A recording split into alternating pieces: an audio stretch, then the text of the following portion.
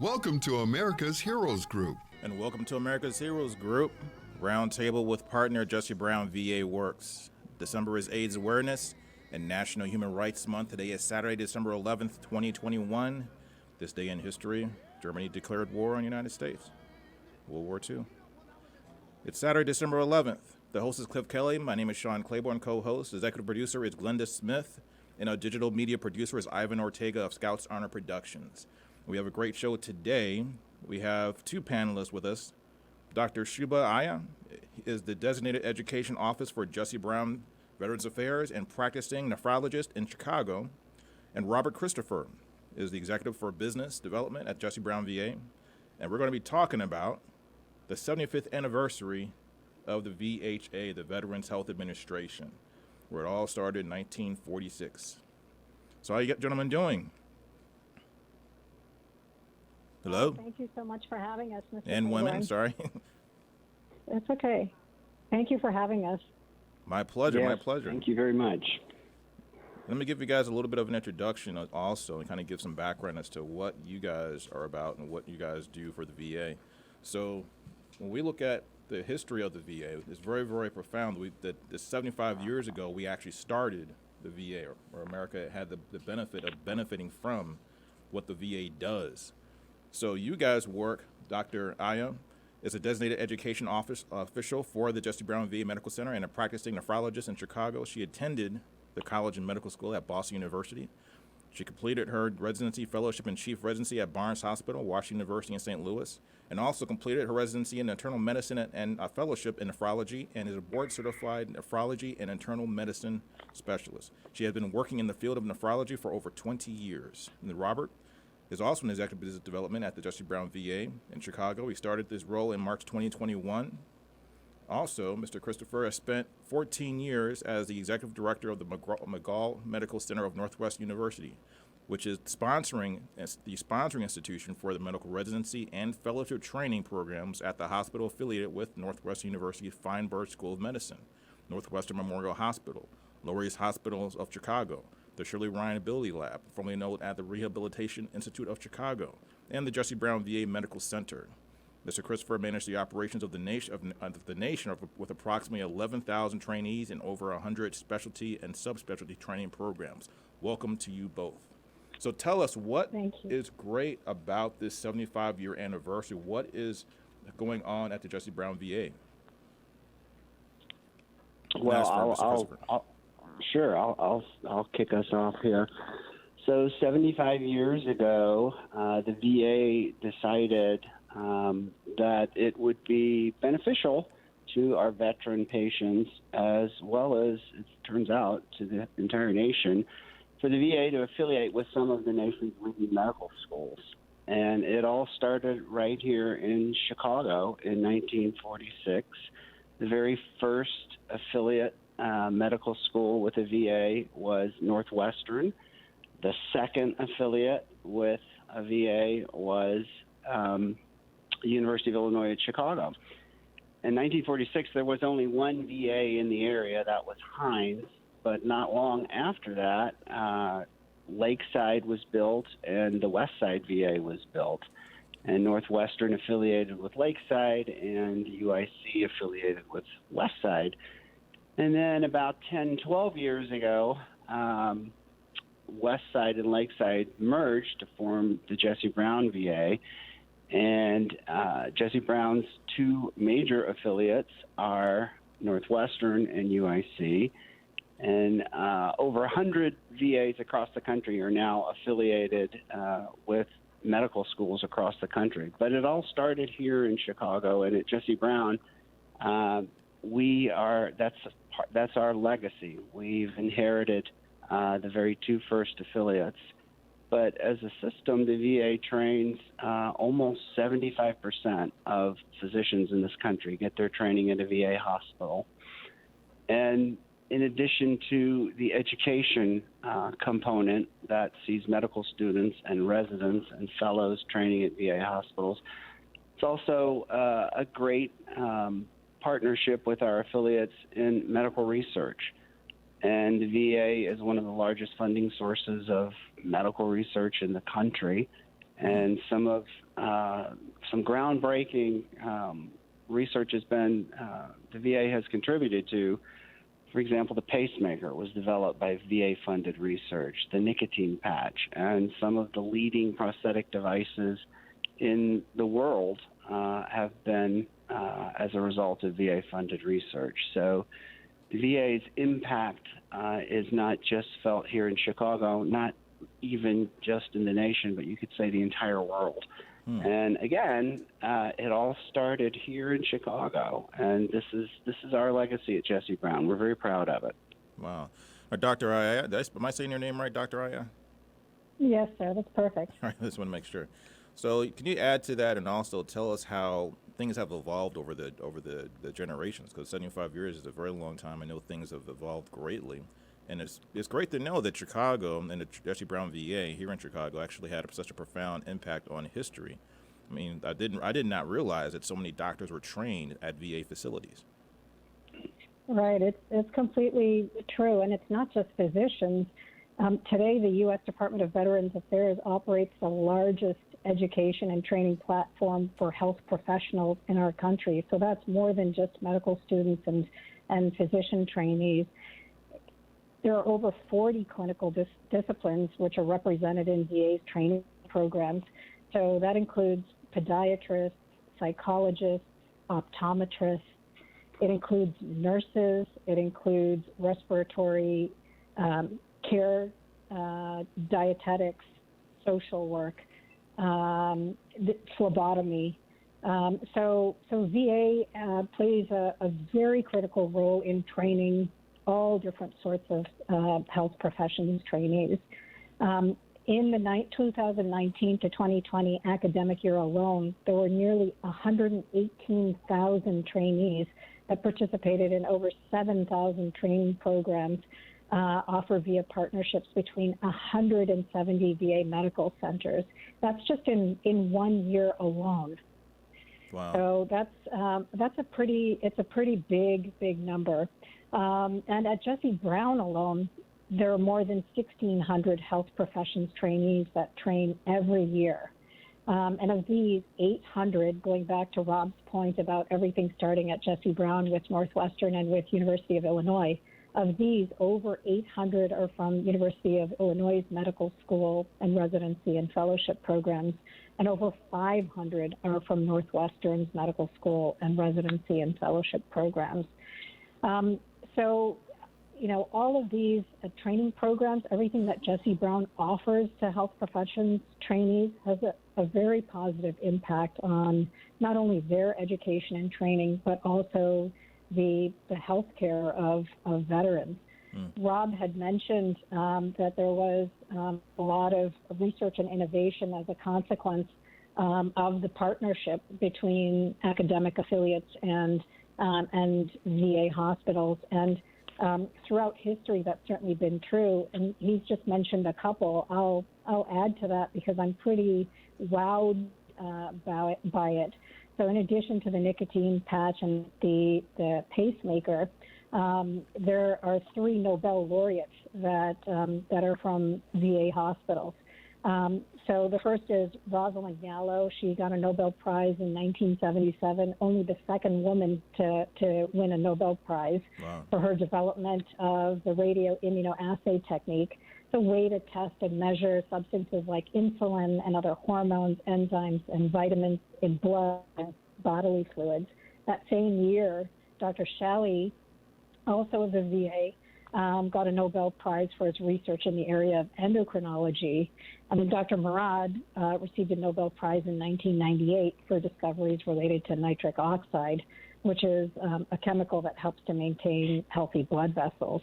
Wow. And then as Rob mentioned, VA is a leader in prosthesis research. I mean, VA brought into clinical use a bionic prosthetic ankle in 2011 and has published research on the DECA prosthetic arm, also known as the Luke of Luke Skywalker fame prosthetic arm.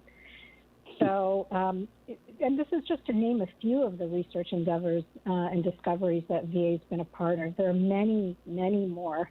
And a lot of that information can be found at the research.va.gov website.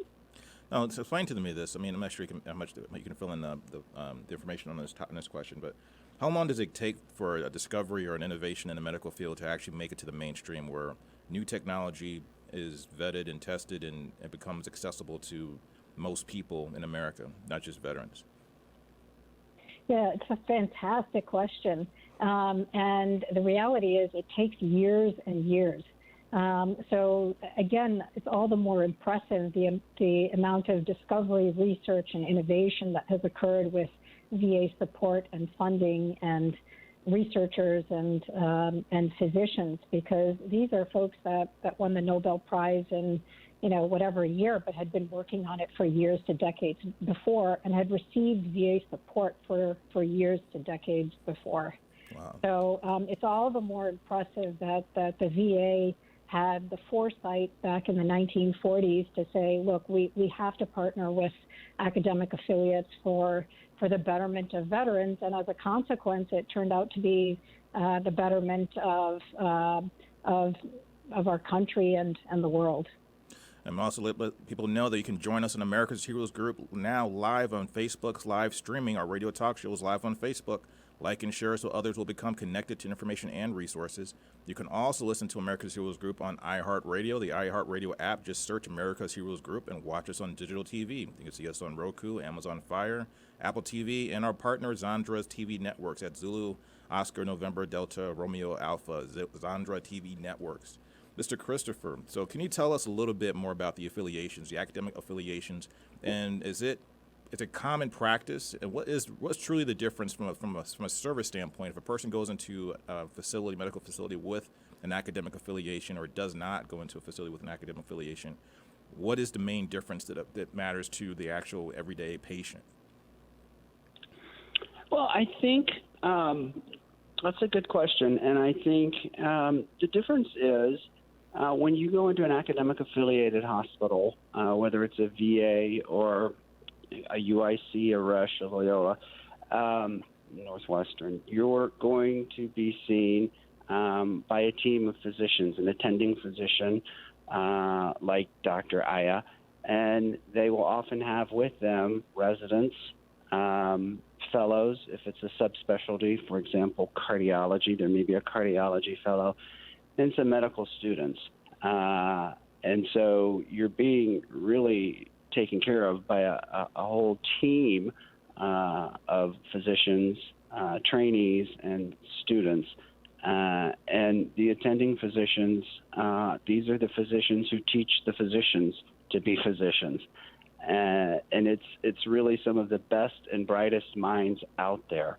And again, at Jesse Brown, we have two of the leading medical schools in the country.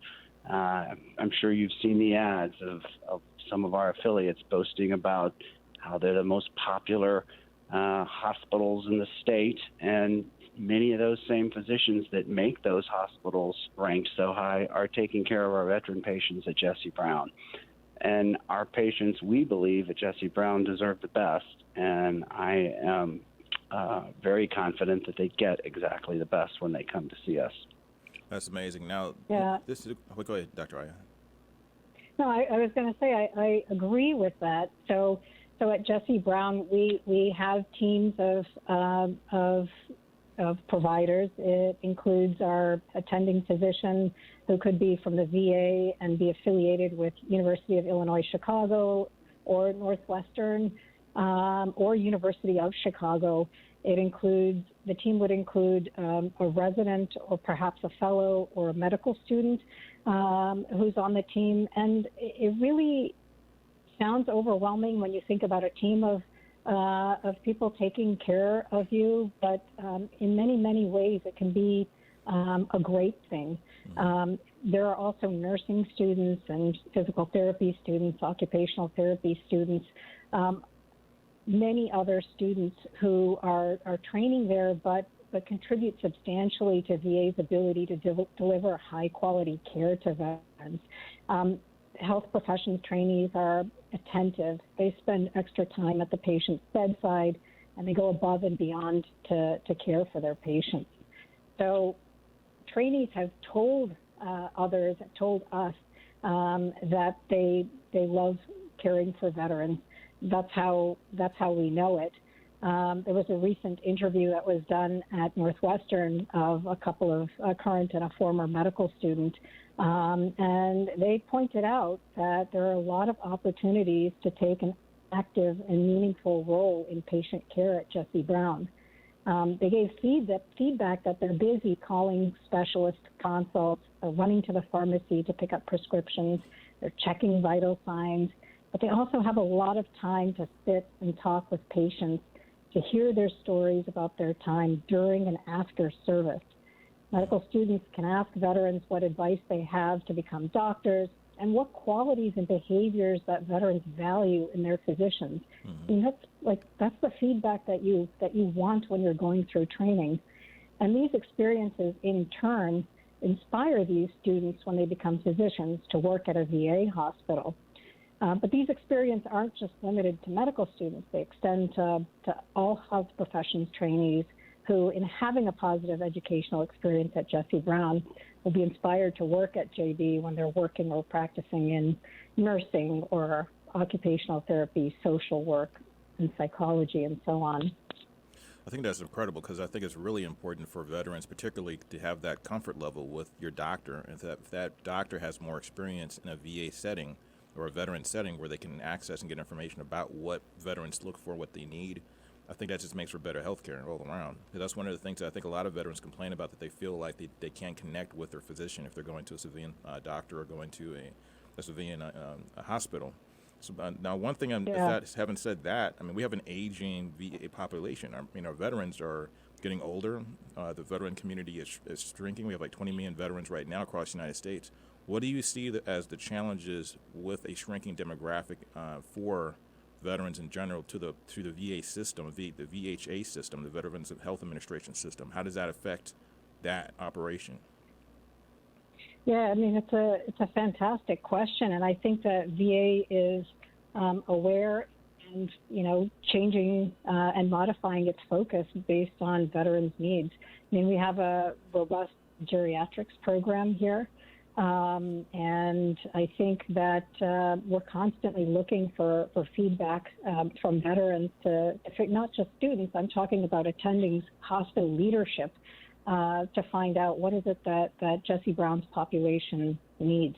And that also extends to VA nationally in terms of areas of research as well. If you look at that research.va.gov website and look at just some of the contributions that VA has made, they have been in these areas that you talk about, our aging population. And how has COVID changed everything, Dr. Christopher? How has COVID transformed the way that we interact at the hospital, particularly at the VA? If I could just add to briefly what Dr. Ahya was saying, because it sort of touches on what I do in business development, which is bringing in new patients. And you're right, the veteran population is aging and it's shrinking. And if we localize it to here in Illinois, we are I believe last time I looked, the number 2 out-migration state. So not only is the population shrinking, but here in Illinois, it's oftentimes moving somewhere else. We estimate in the service area that we serve at Jesse Brown, which is the city of Chicago, near south suburbs in northwest Indiana, that there are almost 57,000 eligible unenrolled veterans. So they're eligible to be cared for at Jesse Brown, but they're not coming to Jesse Brown. There's a variety of reasons for that, and we've seen a lot of growth, actually. It sort of counterbalances what we're seeing in Illinois, but we see a lot of growth in the 6 counties we serve in northwest Indiana. So I have a whole team of dedicated staff who are out there, along with our 38, I believe it is, outreach coordinators, recruiting and telling our story, part of which is our academic affiliations and the academic excellence we provide in our care. Telling our story to those 57,000 eligible unenrolled veterans in the area. So, and in the last 2 years, we've brought in, we call new patients uniques. We've increased our uniques by Doctor, we have about 10 seconds left, just so you know. A little over 12%. Wow. Well, I really appreciate you guys for coming into the America's Hero Group today. You had some great information. I think we learned a lot about what the VA history is and also how the Veterans Health Administration can help to generate the population as a whole, not just veterans across this country. This is America's Heroes Group. This is Sean Claiborne. We'll be right back.